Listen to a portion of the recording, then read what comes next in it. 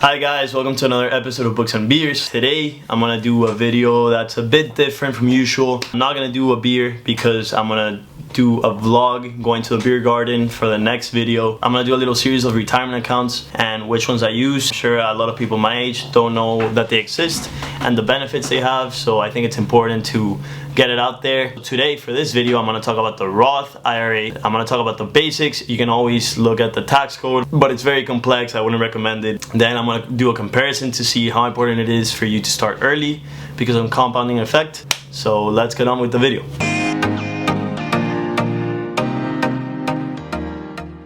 So I wanted to talk about the 5 basic things that you should know in a Roth IRA. So the first one is that all your contributions are after tax dollars. That means that if you make $100,000, good job, you get taxed at 30%. You only have $70,000 to put into your Roth. Since you have a lot of benefits, you can only put $6,000 per year. That's $500 per month. The benefit of the Roth, which is important to mention, is that you don't get a deduction, but all the earnings that you're hopefully gonna make with your good investments are not gonna get taxed at the end. Which brings me to my second point, which is that you cannot take the money out until you're 59 and a half. This account is made so people can save for retirement. There's a benefit, there's an incentive for people to save for retirement. So all the money you put in, the principal, you can take out without any penalty and without paying any tax.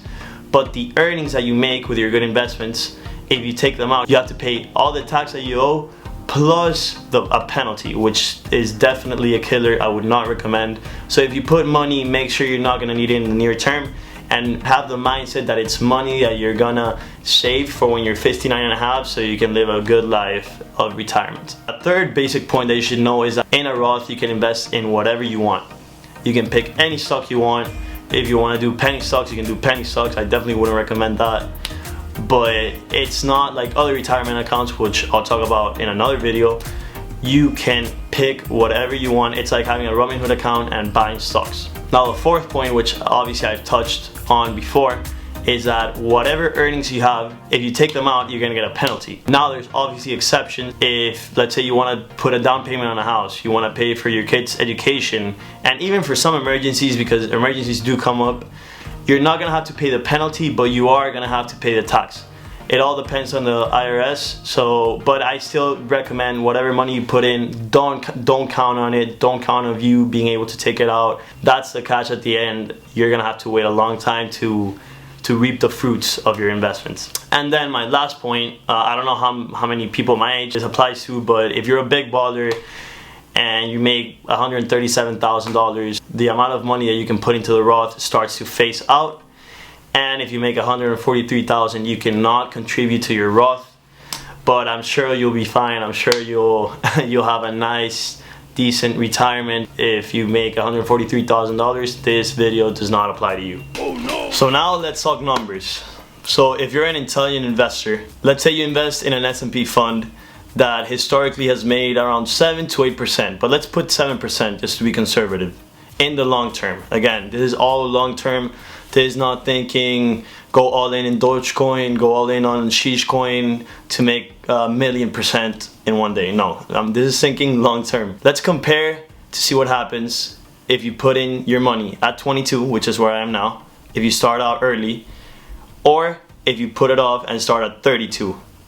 I want to show you how much of a difference 10 years can make when it comes to compounding. So if you put it at 22 in an S&P index fund, and let's say you make 7% throughout the 40 years. Again, this can be, you can have an up year, you can have a down year. Let's take an average of the S&P, which is 7%. You put in $6,000 per year for 38 years. You would end up with a grand total of $1,035,000 by the time you're 60, making you effectively a millionaire. And that's only $228,000 invested. So you invest $228,000 throughout the 40 years and you come out with $1 million.